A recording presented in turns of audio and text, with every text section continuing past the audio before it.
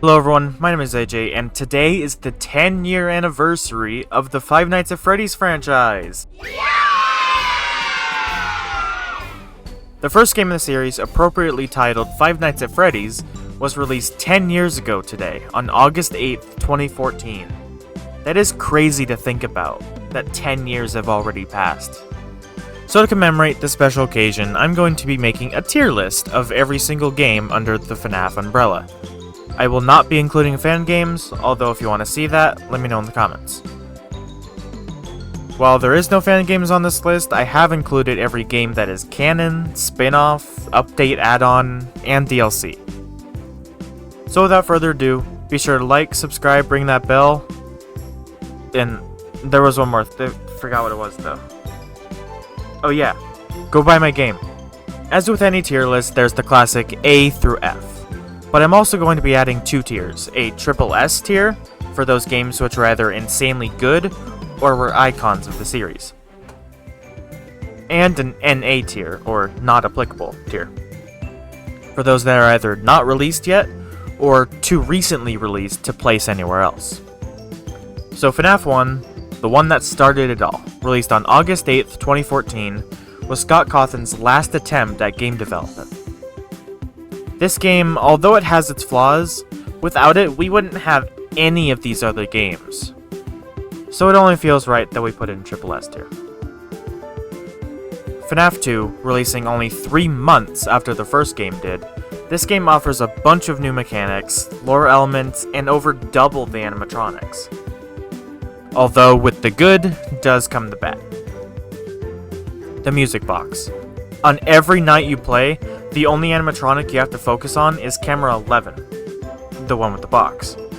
Other than that, and the fact that the toys, with the exception of Mangle, act the exact same when going towards your office, it's a solid game. So, A tier. FNAF 3. 30 years after Freddy's closes, comes a brand new horror attraction based on the events of the two restaurants. They even found a real Freddy's animatronic to use. And it's just a rotting corpse. Well, this game has only one animatronic to worry about. Springtrap. Yeah, I don't really know what Scott was thinking there.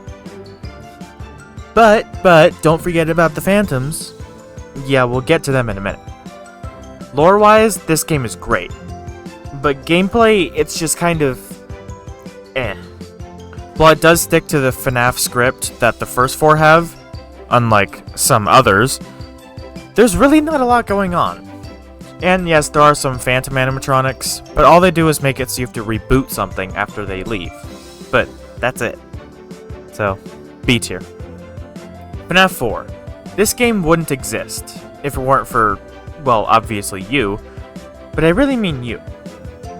FNAF 3 was meant to be Scott's last entry, making the Five Nights at Freddy's games a complete trilogy, with nothing planned beyond that. But most people hated 3 so much, mostly because of this guy and his jump scare. The character itself is written amazingly, but it just wasn't the scary that people wanted. So Scott said, "You want scary? Bet!" And out pops FNAF 4. The jump scares in this, just wow. Scott really outdid himself with this game. Really showing his true potential when it comes to horror and writing a story. I mean seriously, look at the lore of this game. A little kid who is constantly terrified of the animatronics gets bullied by his older brother and his friends and ends up getting put into the head of a spring-lock animatronic, mind you. Dreadbear gets spring-locked and dies because of it. I mean, come on! That'll cause some nightmares. If you know what I mean. A tier. The Halloween update for FNAF 4, it's just skins. I mean, there's really nothing beyond that.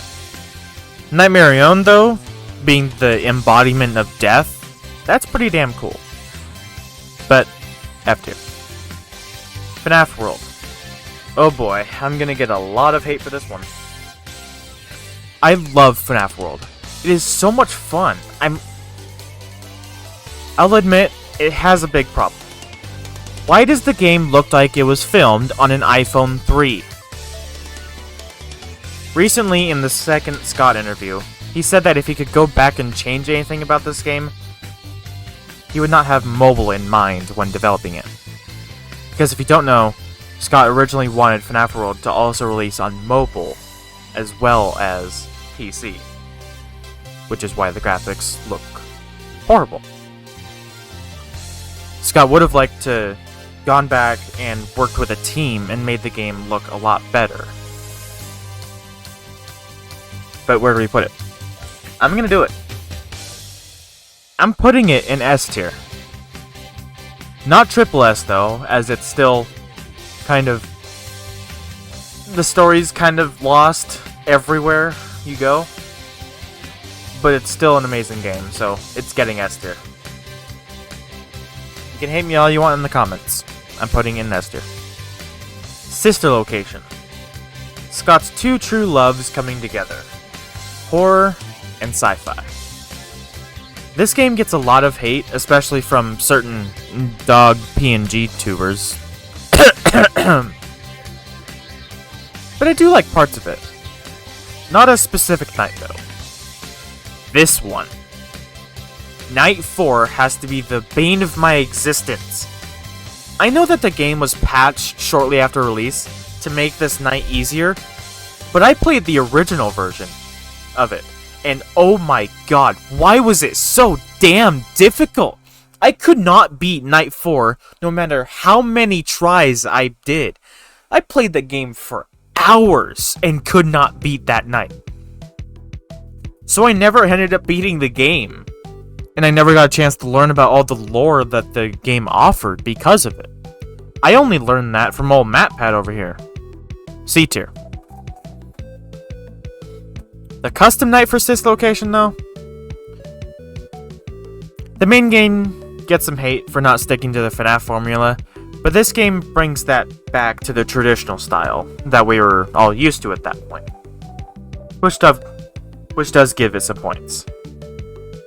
So B2. FNAF World Update 2. Oh my god, I hate that damn rainbow. It is so annoying. But this update does also give us some new characters. Including Coffee from the game before the game that came before FNAF 1. Yeah, that's not confusing. The Desolate Hope is what I'm talking about, if you don't know. This update also adds the whole Halloween area and the Foxy quest thing. You know what I'm talking about. It's on your screen right now. C tier. Freddy Fazbear's Pizzeria Simulator.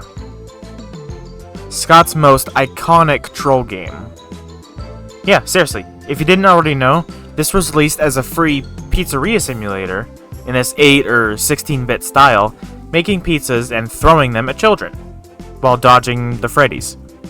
But when the game glitches, you get brought to this. The frick going on?!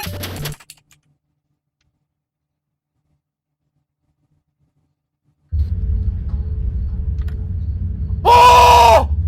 Oh! Oh! Oh! Oh my god! Oh my god! Okay, oh.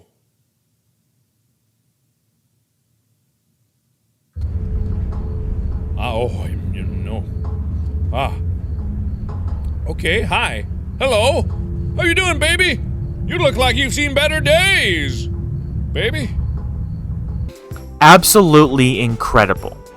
This game arguably has the most lore in it. And coming from a writer's standpoint, this, and also kind of Ultimate Custom Night, was the true ending to a story. The story of William Afton and his heinous crimes. And I must say, Connection terminated.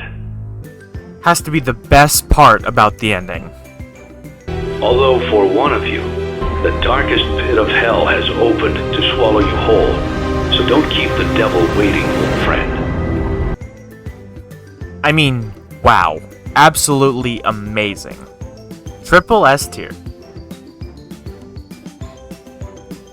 Ultimate Custom Night. William Afton's Purgatory, kept here by the one you should not have killed, Cassidy.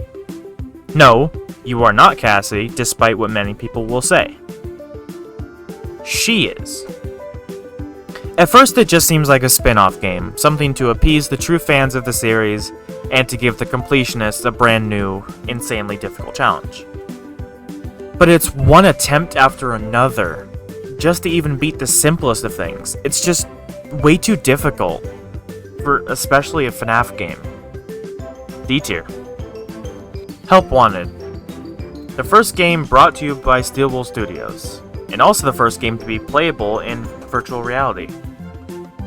Why didn't anyone think of this sooner? Oh yeah. But before this game was being discussed internally, for years people have said that they wanted Five Nights at Freddy's in VR. How it would enhance the horror experience. And they did that. Mostly. One thing that I don't like about Help Wanted, besides you, is that FNAF 4 isn't properly represented. It's played as night terrors, little minigames based off the 4th game, using various animatronics from the 4th and 5th games. But overall, gameplay, lore, the fantastic experience. A tier. The Curse of Dreadbear DLC. It's pretty cool. It introduces us to Vanny for the first time, or at least her mask. The gameplay is about the same as the main, but it also is Grim Foxy, which has to be one of the best designs in this whole franchise. And this is including FNAF AR, which has like 300 animatronics that mean absolutely nothing. B tier. Speaking of FNAF AR, special delivery. F tier. Freddy In Space 2. Made for the MatPat Game Theory charity livestream. Which, because of that stream, we got a bunch of new lore details and hints that we hadn't known. Such as these. The game itself is just okay. It's a Metroid-style game, which I'm not personally a fan of, but I know that some people are, so D tier. Security Breach Fury's Rage. A game that was never supposed to happen, and should not have happened. Due to the constant setbacks of Security Breach and the delays upon delays for its release, Scott made this beat-em-up style game, featuring the Pizzaplex's main 4 animatronics, that we'd already seen in trailers and teasers. And of course the Funko leaks. F tier. And then Security Breach.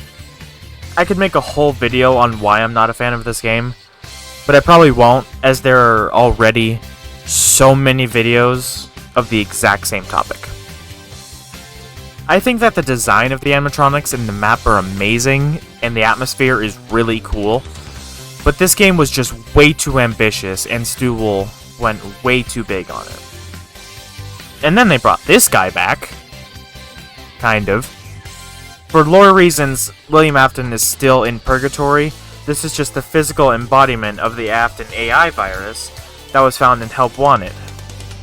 Yeah, I'm lost too. But there's another thing with this game. The endings. First off, why are there like 7 endings? And why are most of them consisting of comic strips? The Vanny ending has a partial cutscene, but then goes straight to comics. The supposed correct ending, or the Burn Trap ending, is a full cutscene, which is nice. But that brings me to my next point, with Ruin. C tier for this. Security Breach Ruin messed up everything about the main game's endings. At least before this came out, the Burn Trap ending was thought to be the true ending of Security Breach, because it included Afton, and was the only one not to be made up of comics. But this had to go and mess that all up. In this game, you can collect a bunch of comic strips that are said to be made by Gregory. And lo and behold, do we find this. The Burn Trap ending, with AI Afton and the Blob made in a comic strip. The rest of the game is just okay. D tier. Freddy In Space 3 or Chica In Space. I still don't know the correct name for it. This was a troll game by Scott for when the FNAF movie came out. He released it on GameJolt as a FNAF the Movie the Game, and even went ahead and made the game icon relating to the movie. But when launched, you see that it's not. It's just another Freddy In Space spin-off game. And like I said earlier, not really my thing, so D tier. Help Wanted 2. We kind of knew that this was going to happen before it was announced, due to the fact that the first Help Wanted only had the first 4-ish games, and some references to Sister Location.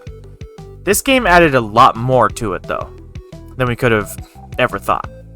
With all the security breach sections and the pizzeria simulator mini-games, where you do surgery on Helpy for some reason. I don't know. I do love Bonkabon though. That's really fun. There's no DLC for it yet though. And I don't know if we are going to get any DLC because of something that we'll discuss in a minute. B tier. Into the Pit. The newest game on the list, as it released yesterday, although it was supposed to release today, but it kind of got an accidental early release in Japan, so we got it as well. But that makes us wonder, what is Scott going to announce or say today? As today is the official 10-year anniversary. Everything else was just the lead up to it. I haven't played this game yet, so I can't really say much about it, but based on what I've seen from trailers and GT Live videos, I'm not sure that I'm gonna like it, because of it being pixel art, and it being the story of one of the books that I've never read. So it's just gonna go down here. 5 Laps at Freddy's. I definitely did not have a Five Nights at Freddy's kart racer on my 2024 bingo card. But we have it anyway. I played a little bit before recording this just to see what it looks like and how it feels to play. And I will say that racing using a keyboard and mouse was weird, and it wasn't easy. I did end up hooking my controller up and using that for a little bit, just for ease, as when you're playing a racing game, you want to have a controller.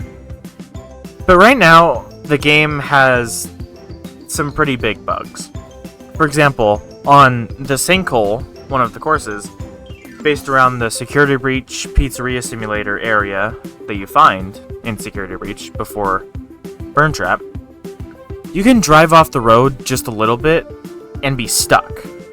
And also, with driving off-road, you only get like 2 seconds to get back on the road before this game's version of Lakitu drops you back on the track, a little ways back from where you were. Which makes no sense in and of itself. So as it currently stands, I will put it in D tier, but it's not so bad that it should go in F. But do keep in mind, the version I played is just the demo that released, version 0.24.1. But Click Team, Scott Cawthon, if somehow you find this video and are watching, add my boy Golden Freddy to the character roster.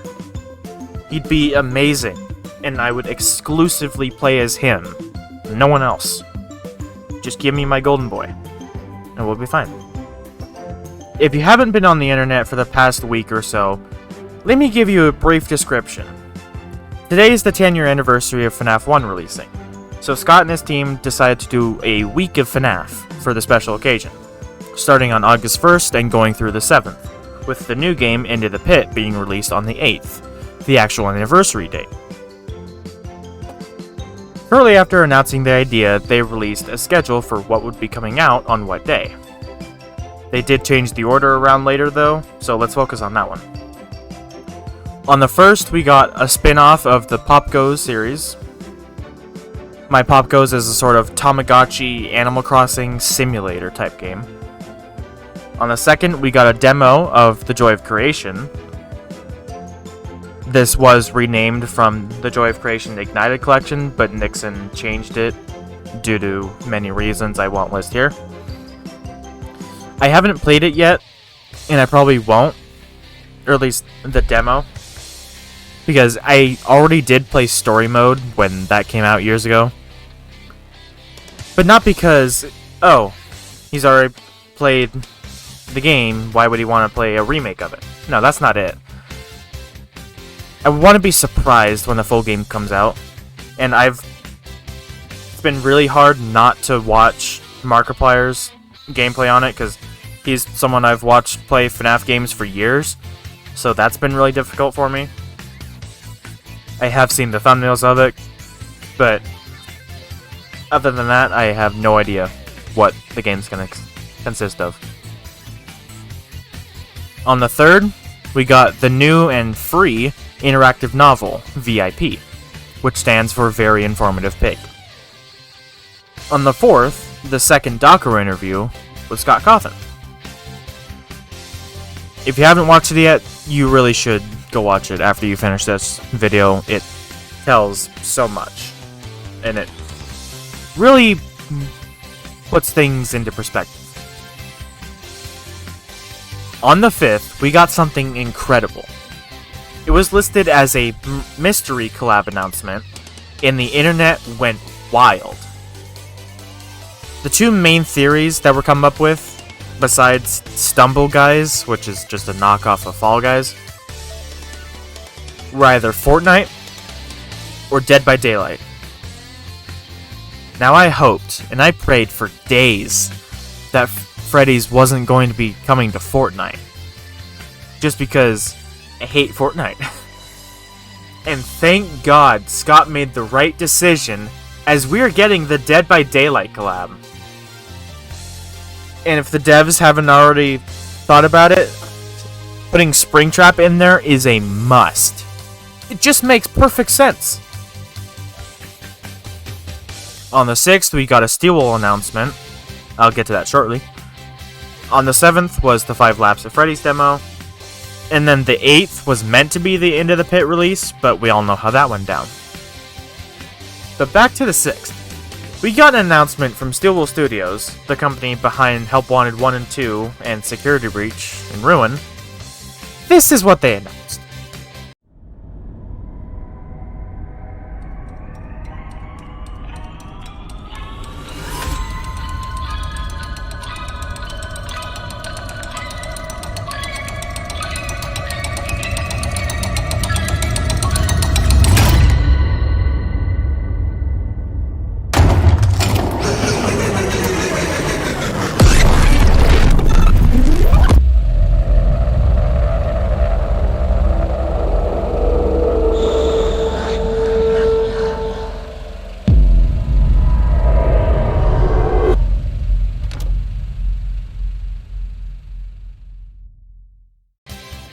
Yes, despite the constant talks about a Help Wanted 2 DLC, as it just made the most sense, we got a brand new game announcement called Secret of the Mimic.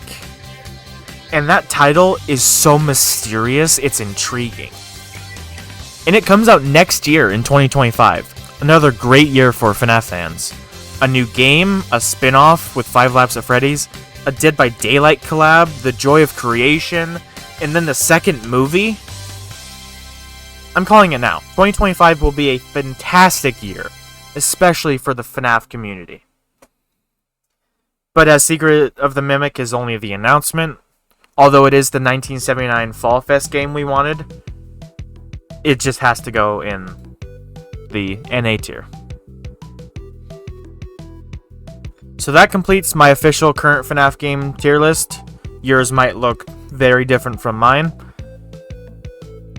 But this one does also include the spin-offs, which most people don't do. So, here it is. I'll be looking forward to seeing what Scott says today, if anything, regarding FNAF's 10th year anniversary. You should keep an eye out on that Twitter page as well. But yeah, I hope you did enjoy watching. Be sure to like, comment, subscribe if you did, and let me know what your favorite part was. And be sure to hit that notification bell, as it helps out the channel a lot, and you'll be notified anytime I upload a new video. And as always, go buy my game.